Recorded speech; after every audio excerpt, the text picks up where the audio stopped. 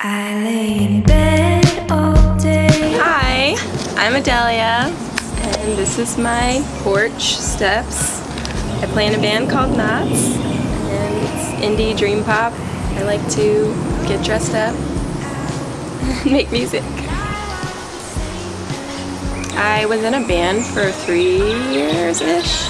I'm bad with numbers. But, and we did it and it was good, but it was time to go separate ways.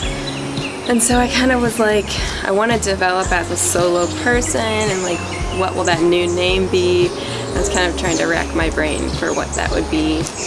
And I had a few different names rolling around in my head, and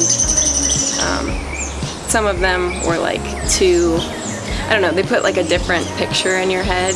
I wanted something that wasn't like, oh, I know exactly what that sounds like, because I like to vary in like genres and things like that, so I didn't want to peg myself like into a hole. Like I liked the name Puffy Paint a lot, but Jake's like, that sounds like a very specific thing.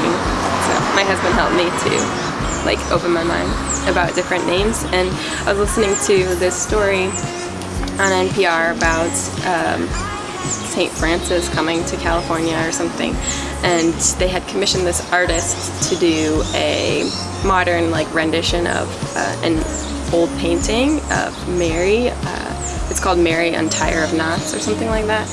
And so it was just like this great concept that she had of having people come and tie their different like worries or prayers onto this huge installation piece that she made. So it's like thousands of knots tied, and I was like, the image was just like amazing to me. And like different people would say like what their worries were, and some people's were like being in trouble with immigration and like deportation and stuff like that. And I was like, oh man, I don't know, I just think it really captured a really cool image, and that we all have things in our life that need to be untied. And so that's kind of where it came from. I think I am Knots. Yeah.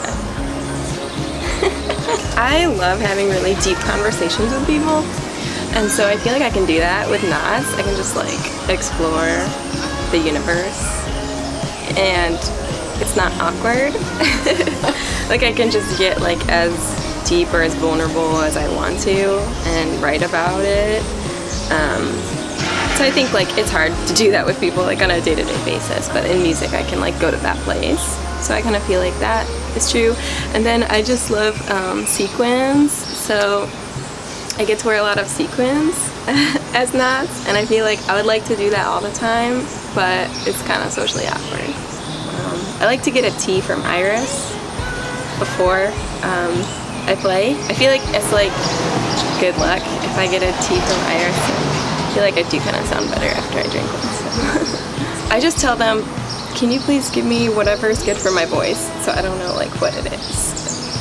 I definitely had a caffeine mishap once at a show. I just like had drank way too much coffee, and I had like some shots, and I was just like, hey everybody, how's it going? And like, I'm so excited right now.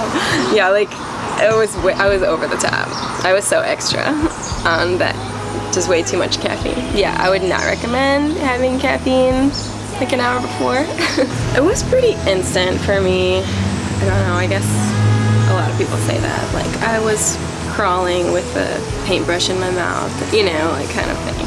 But it was really kind of like that. I just love to sing and love to listen to my little Walkman, which, I don't know, I had like a little tape player that I would take around and sing into, so it was very like instant.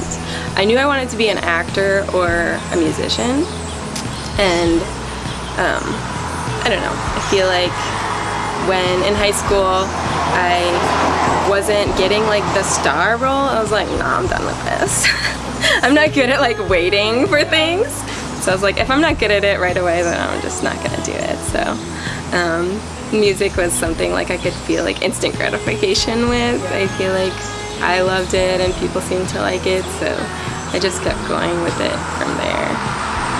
Yeah, so it felt really magical to be able to perform them for the first time, and I had found these great players to play with me, so it just felt like everything that I wanted it to sound like it sounded like. So it felt very special when we were able to perform them for the first time, and when it was actually done and we released it. It just felt like a huge moment, being able to finally say, okay, it's officially really done. You can't go back and re-record anything. Like, it's here and people are buying it, and it's cool. The naming of it, I thought of a ton of different names, like within the course of recording it, and I landed on Is It Art Yet because I was at an art show with my friend whose mom was participating in the show, and one of the speakers of the night was like, you know, my job, like what I do for a living is help people to decide, is it art yet? Because she was curating all of these people and helping them decide which pieces to have in the show. And I was like, wow, yeah. I don't know, I just really resonated with me, what she said, and I felt like that's kind of what I was doing this whole time, recording, and it just felt important to me to have that be the name because of all of the effort and the wrestling with what it was or what it could be, and just being fine with what it ended up being. So